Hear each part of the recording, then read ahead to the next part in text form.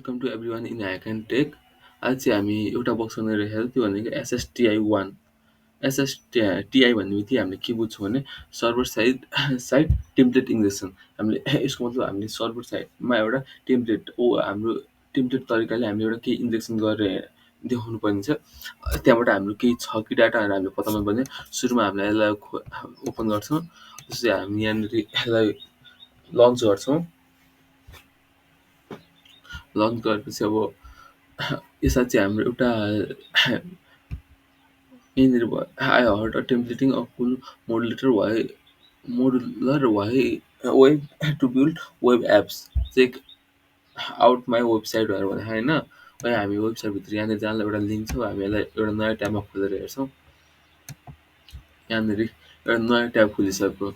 नयाँ ट्याबमा अब हामीले हेर्दाखेरि चाहिँ अब कुन टेम्प्लेट छ एसएसटिआईको धेरै तरिकाको टेम्प्लेट छ। म एकचोटि टेम्प्लेट पनि देखाइदिन्छु। एसएसटिआई टिआइएनजेइसिटिआइओएन टिएमपिएलई टेम्प्लेट। हामी यसको एउटा टेम्प्लेट हेरौँ होइन। त्यसले टेम्प्लेट देखाएको छैन।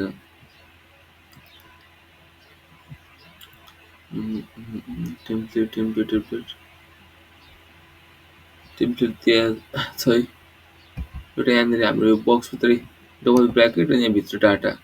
अर्को भनेको डलरबाट हुन्छ। यहाँनिर दुई तिनवटा तरिकाले हुन्छ हाम्रो यहाँनिर इन्जेक्सन भनेको। सायद यसमा अलिकति बेसी राम्रोसँग क्लियर दियो होला।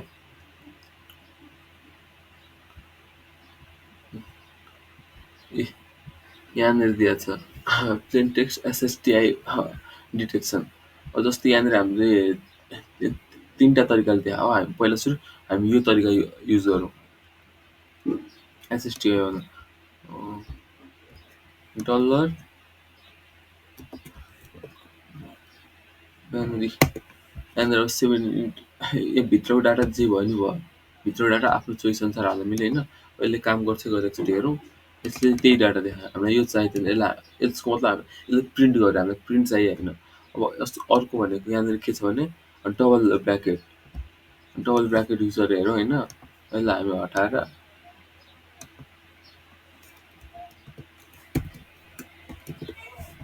डबल ब्राकेट हामी हालेर हेरौँ होइन। डबल ब्राकेट हाल्दाखेरि हाम्रो यहाँनिर डाटा आइसक्यो। अब डाटा आइसकेपछि हामीले कसरी अब हामीले गर्नुपर्ने यो भनेको कुन तरिका हो त। यो भनेको चाहिँ हाम्रो पाइथन स्क्रिप्टद्वारा पाइथन त पाइ जेल ब्रेकको तरिका हो यो भनेको चाहिँ। त्यो भएर अब हामी पाइ जेलको बारेमा एकचोटि हामी हेर्छौँ। पिवाई जेल एसएसटिआई हामी यसलाई ओपन गर्दैछौँ होइन। यहाँनिर अब कुन चाहिँ पेलोड हामीले हेर्नु पर्यो। कुन चाहिँ पेलोडले अब हाम्रो हुन्छ। यहाँनिर पेलोडहरू त त्यहाँ हुन्छ। त्यो पेलोडको माध्यमबाट हामीले यसलाई यहाँभित्र हामी छिरेर केही डाटाहरू हेर्नु पर्यो। पेलोडहरू हामी हेरौँ त। यहाँनिर देखायो पेलोड। यहाँ दुई थरीको पेलोड देखायो। हामी एउटा भनेको चाहिँ ब्लकेज यहाँनिर त्यो अनुसारको छ भने यहाँनिर अर्को यहाँनिर पनि छ पेलोड। हामी पहिला सुरु हामी ट्राई गर्छौँ यो। ल हामी कपी गरौँ होइन। यहाँनिर एउटा ओएसको देखायो अनि यहाँनिर आइडी देखायो। एकचोटि आइडीलाई हामी यहाँ रन गरेर हेरौँ है त। हाम्रो यस्तो डाटा आउँछ कि आउँदैन। अब के अनुसारको डाटा आउँछ अब त्यो एकचोटि हामी यहाँनिर यसलाई कपी गरेको हौँ। अब हामी यसलाई गरेर यहाँनिर कन्ट्रोल पी ल ओके गरेर हेरौँ होइन।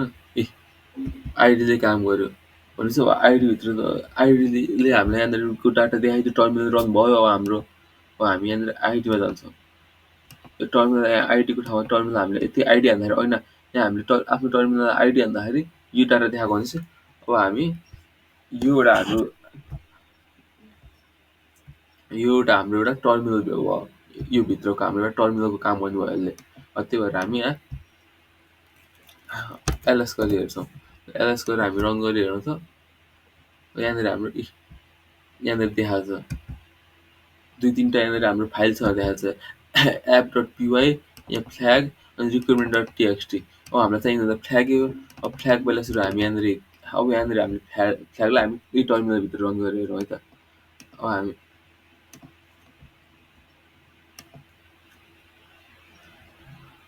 अब हामी यहाँनिर एलएस हटाएर क्याट फ्ल्याग गर्छौँ है त। Cat FLHG flag. ल हामी ओपन गऱ्यौँ। यहाँनिर हाम्रो फ्ल्याग आइसक्यो। यसलाई हामी एकचोटि यो फ्ल्याग भ्यालिड छ कि छैन एकचोटि चेक गरौँ त हामी यहाँ हालेर कन्ट्रोल पी। ल अब हामी यो फ्ल्याग सबमिट गर्छौँ। ल यो सबमिट भयो हाम्रो यो एउटा बक्स सल्भ भयो यो हाम्रो सिटिएफको हाम्रो यो एउटा बक्स सल्भ भइसक्यो। ल हामी ल सबैलाई धेरै धेरै धन्यवाद यहाँनिर यो भिडियो हेरिदिनु भएकोमा। फेरि हामी अर्को भिडियोमा भेट्नेछौँ। Good by.